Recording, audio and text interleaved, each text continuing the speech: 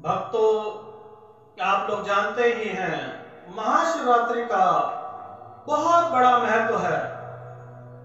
जो व्यक्ति चाहे जीवन में एक बार 4 पहर की पूजा कर लेता है, उसका ये लोग तो सुधर ही जाता है, परलोक तो मेरे महादेव सुधार देते हैं। कथा इस प्रकार से है। एक जंगल में एक बहेलिया रहता था। उसका बहुत बड़ा परिवार रहता था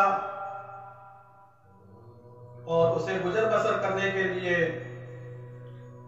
कभी किसी जानवर का या पक्षी का शिकार करके अपने परिवार का पेट भरना पड़ता था। इस कारण से उसका मन कभी भी पूजा पाठ मंदिर में नहीं लगता था और ना ही उसके पास टाइम होता था। लेकिन जहां भगवान है वहां मन तो लग ही जाएगा। जाने अनजाने उसने शिव भक्ति कर ली और उसे कितने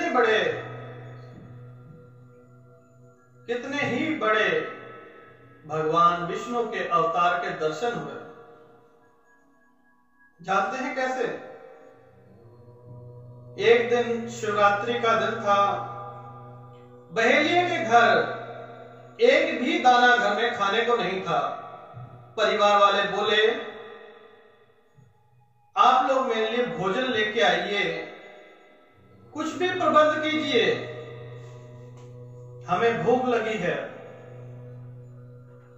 बहेलियों को कुछ ना सूझा। एक लोटा जल लिया और निकल लिया। रास्ते में एक पेड़ मिला, उस पे वो चढ़ गया। अब पहला पहर रात होगी, हिरण दिखाई दिया। हिरण की तरफ उसने तीर छोड़ दिया। हिरण भाग निकला। छनछनाहट से वहां से 2-4 पत्ते और उस लोटे से जल शिवलिंग पे चढ़ गया।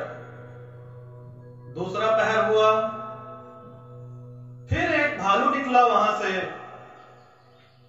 उस पे फिर बहेलिये ने प्रहार किया। प्रहार खाली गया, लेकिन महादेव जी का नहीं।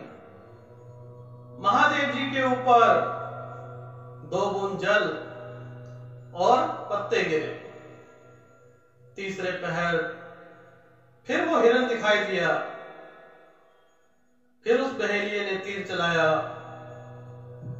और वो फिर विफल रहा, क्योंकि महादेव की भक्ति जो कर रही है। चौथे पहर में फिर उसे एक खरगोश दिखाई दिया और खरगोश की तरफ उसने तीर छोड़ दिया। चौथा भी तीर खाली गया।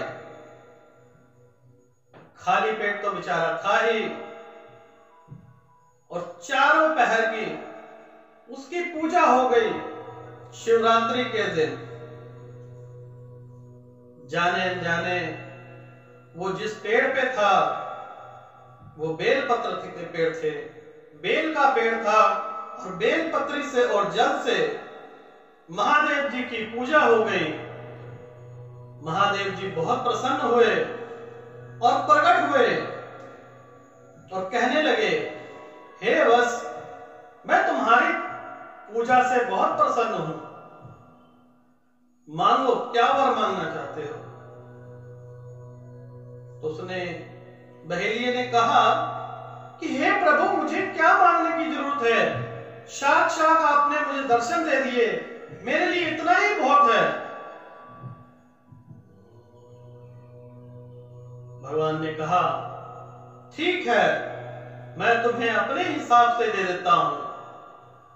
गोह नाम दिया और वो गोह नाम का राजा हुआ, और भगवान महादेव ने उसे वरदान दिया कि रामायण काल में श्री राम की सेवा का सौभाग्य भी तुम्हें प्राप्त होगा। अंतकाल में जब वो वृद्ध हो गया, गोह की नाव पे भगवान विष्णु स्वरूप श्री राम ने जिस नाव पे गंगा पार की थी वो गोह था, गोह नाम का बहेलिया। तो अगर आप भी सच्चे मन से भक्ति करेंगे, आपको भी प्रभु के दर्शन होंगे। तो महादेव को प्रसन्न करना बहुत ही आसान है। एक लोटा जल और बेलपत्र से प्रसन्न कीजिए।